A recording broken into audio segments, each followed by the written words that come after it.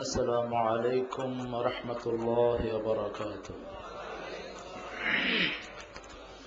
الحمد لله نحمده ونستعينه ونستغفره ونؤمن به ونتوكل عليه ونعوذ بالله من شرور أنفسنا ومن سيئات أعمالنا من يهده الله فلا مضل له ومن يضلل فلن تجد له وليا مرشدا ونشهد أن لا إله إلا الله وحده لا شريك له ونشهد أن سيدنا إمامنا قدوتنا حبيبنا طبيبنا وطبيب أرواحنا محمد الذي أرسله بالحق بشيرا ونذيرا وداعيا إلى الله بإذنه وسراجا منيرا فقد قال الله تعالى في كلامه المجيد وفرقانه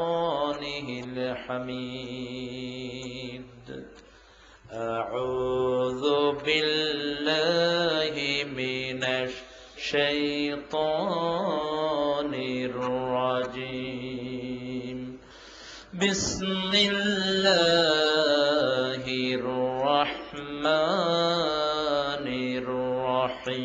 الرحيم إن الله وملائكته يصلون على النبي يا أيها الذين آمنوا صلوا عليه وسلموا تسليما اللهم صل على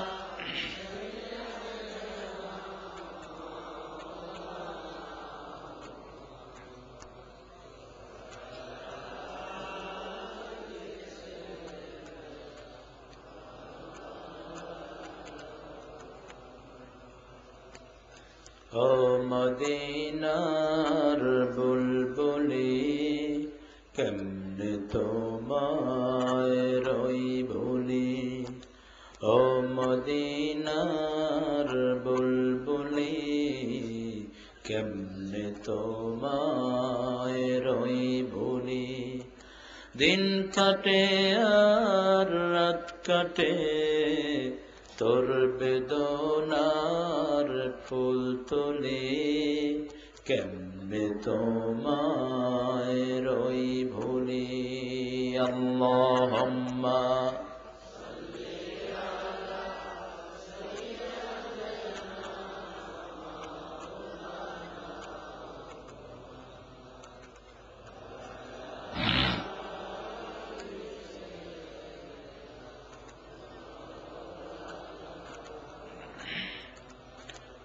শ্রবণ ধারা আনলো প্লাবন নিবিল পৃথিবীর সকল দাহন আষাঢ়ে আষাঢ়ে ভিজল মোরো সাহারা পেল ছায়া তোরো তুমি দিলে রহমের সব দ্বার খুলি কেমনে তোমায় রই ভুলি আল্লাহুম্মা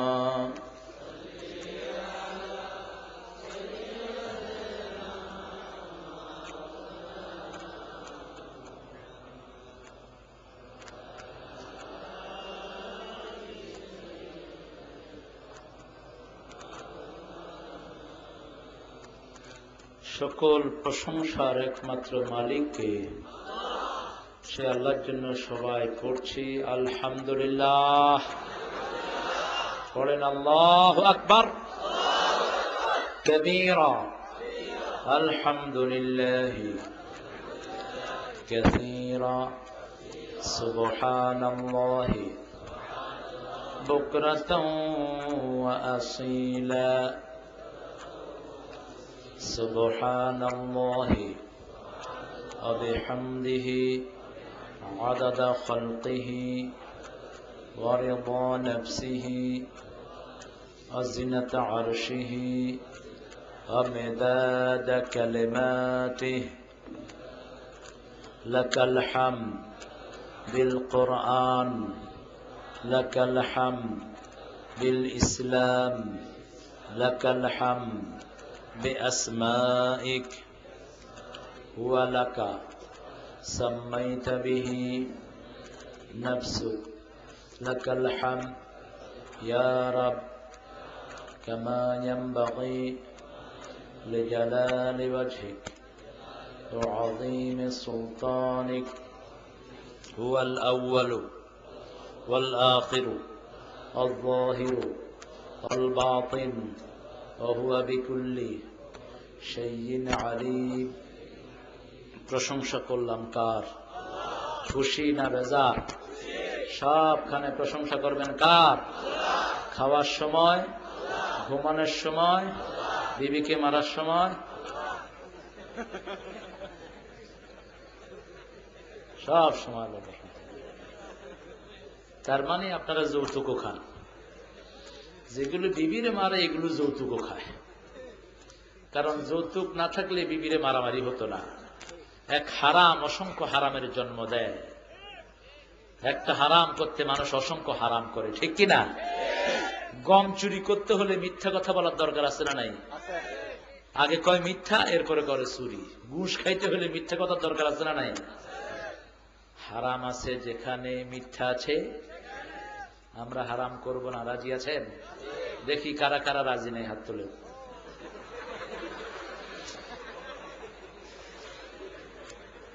আগে শুনতে হবে। হুজুর সাল্লাল্লাহু আলাইহি ওয়াসাল্লাম 5টা কথা জাতিকে বলতেন। কয়টা কথা বলতেন? আনা আমরুকুম বিখামসিন ওয়াল্লাহু আমারানি বিহিন্না ওয়াল জামাআহ ওয়াস সামঈ ওয়াত তাআহ ওয়াল হিজরাহ ওয়াল জিহাদ ফি সাবিলিল্লাহ। আমাকে আল্লাহ 5টা আদেশ করেছেন, আমি আমার উম্মতকে 5টা আদেশ করছি। কয়টা? প্রথম হলো ইসলামী দল করতে হবে, অন্য কোন দল করা যাবে না। অন্য কোন দল করবেন, নামাজ রোজা যা থাকে সব জাহান্নামে চলে যাবে। কিচ্ছু দিয়ে আল্লাহর কাছ থেকে পার পেতে পারবেন না। এটা কে বলছেন? কে বলছেন? وَمَن يَبْتَغِي غَيْرَ الْإِسْلَامِ دِينًا فَلَن يُقْبَلَ مِنْهُ وَهُوَ فِي الْآخِرَةِ مِنَ الْخَاسِرِينَ। কোন ব্যক্তি যদি ইসলাম ছাড়া অন্য কোন দল, অন্য কোন নেতা, অন্য কোন মতাদর্শ মেনে নেয়, আমার আল্লাহ বলছেন তার কোন আমল আমি কখনো কবুল করব না। তার দুনিয়াও শেষ, আখিরাতও ফালাই ইউকবালা, never ever his duty will be acceptable to almighty সুবহানাহু ওয়া তাআলা। কোশ্চিন কালেও কবুল হবে না। কে বলছেন? কথা বলেন। অতএব আমরা কার দল করব বলেন? রাজি আছেন সবাই? দুই হাত তুলে আমাকে দেখান।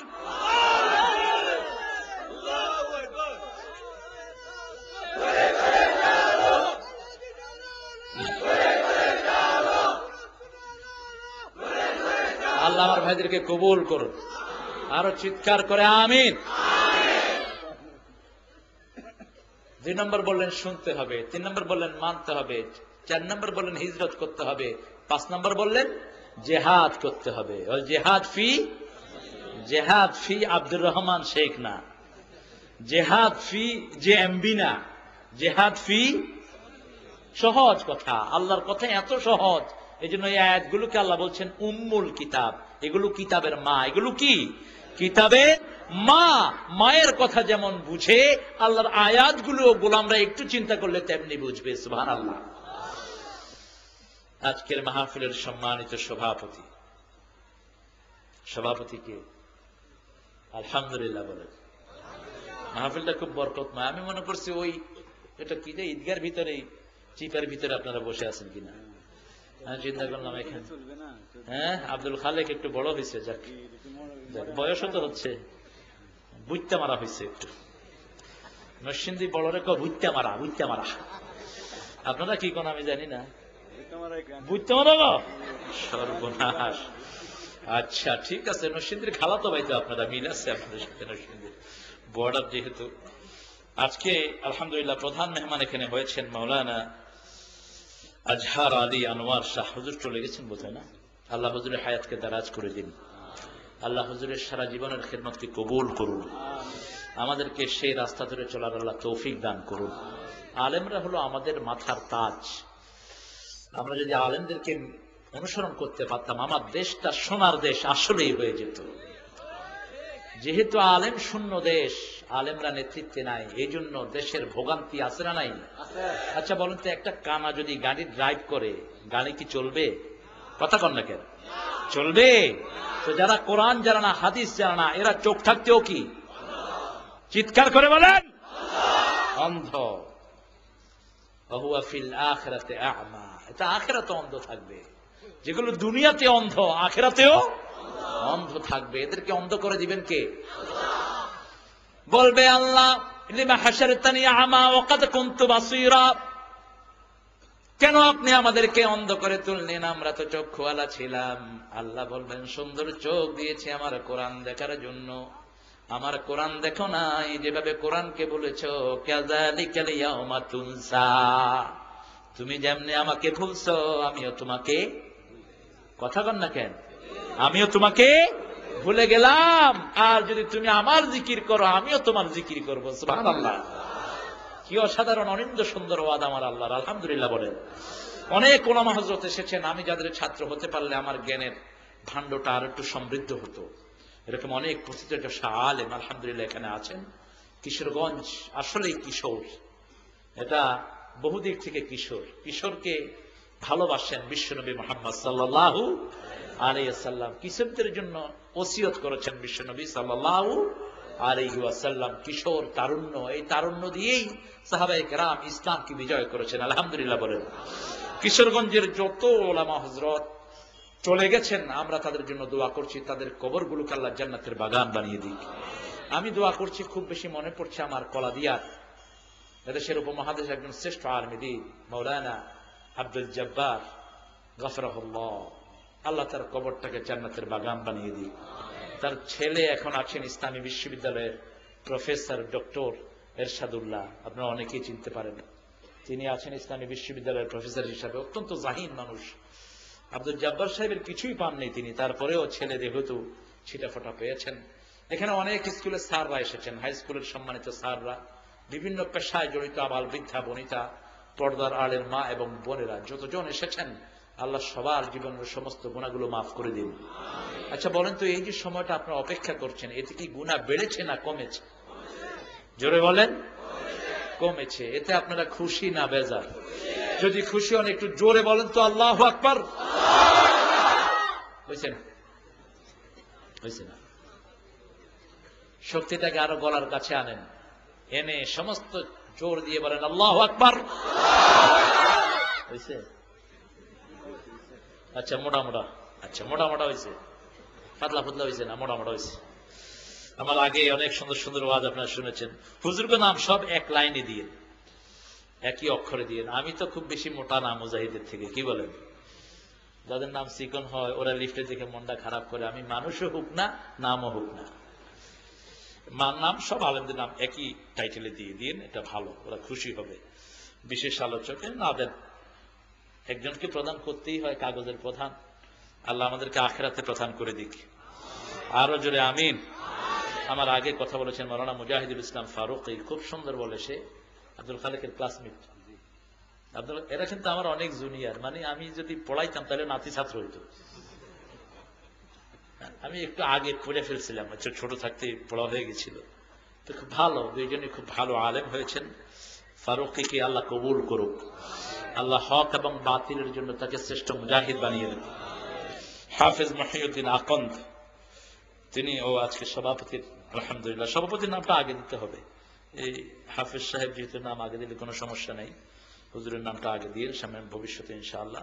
এই জায়গাটার নাম হলো নওবাড়িয়া। আসতে হবে কোন দিক দিয়া? গোসি হাটা।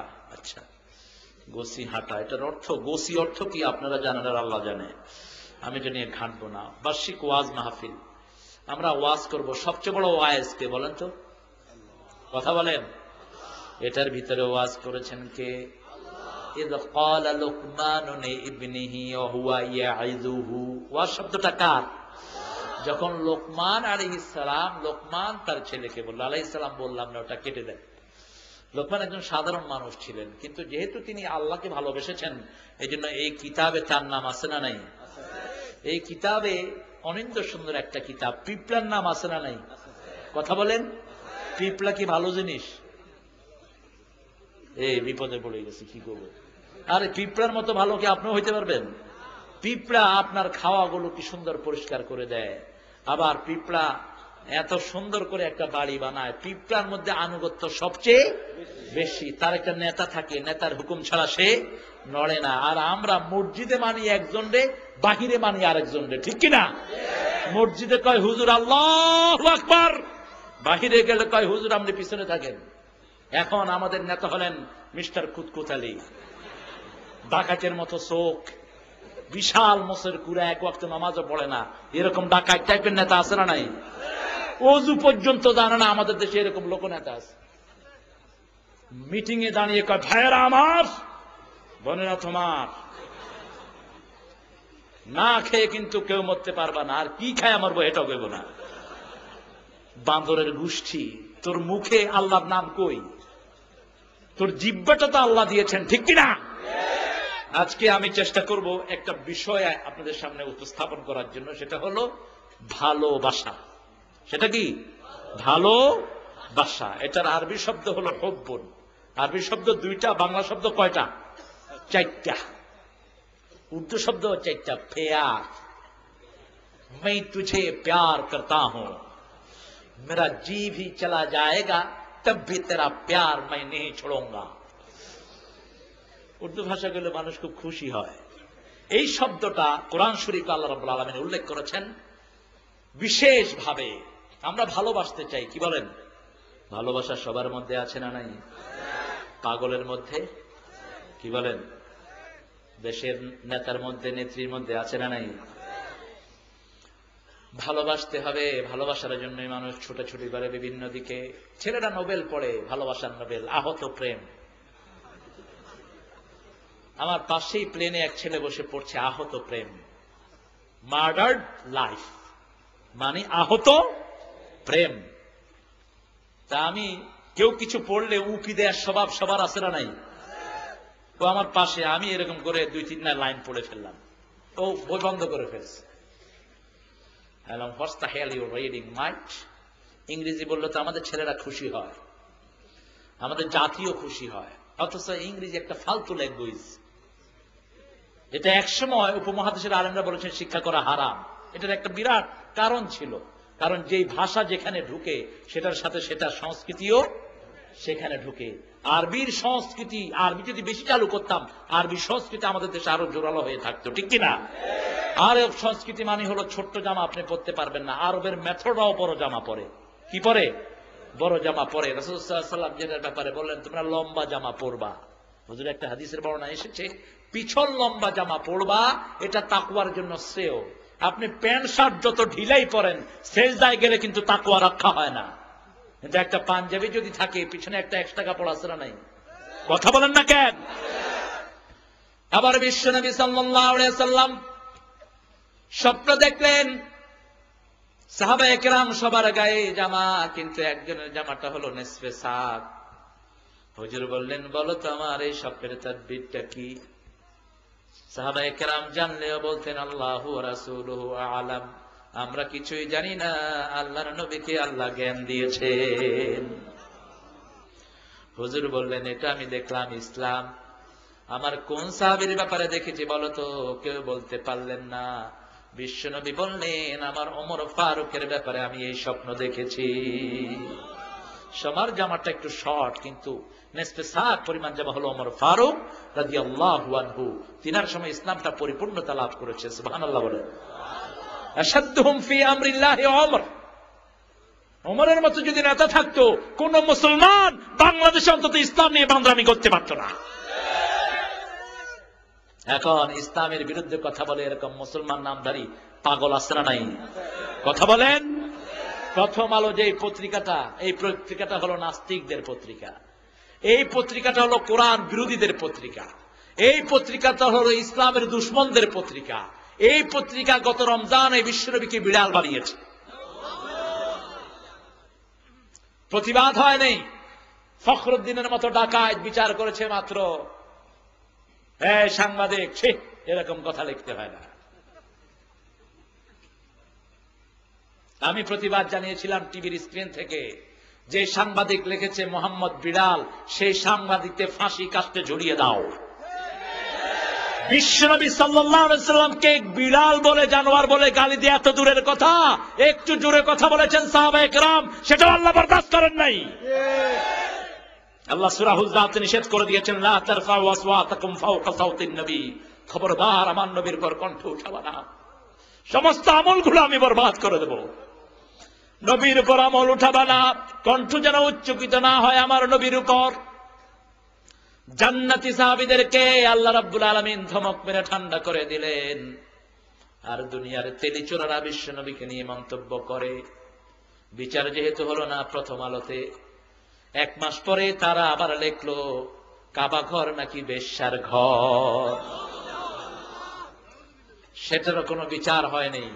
বিচার একদিন হবে। কি বলেন? বিচার আছে না নাই? বিচারের মালিক কে? জমিন আল্লাহর। আল্লাহর বিচার থেকে রেহাই পাওয়ার ক্ষমতা কারো? তোরা যারা ক্ষমতায় থেকে এই বিচারটা করস নাই, প্রথম আল্লাহ তোদেরকে আসামির কাঠ গলায় দাঁড় করিয়ে দিবেন।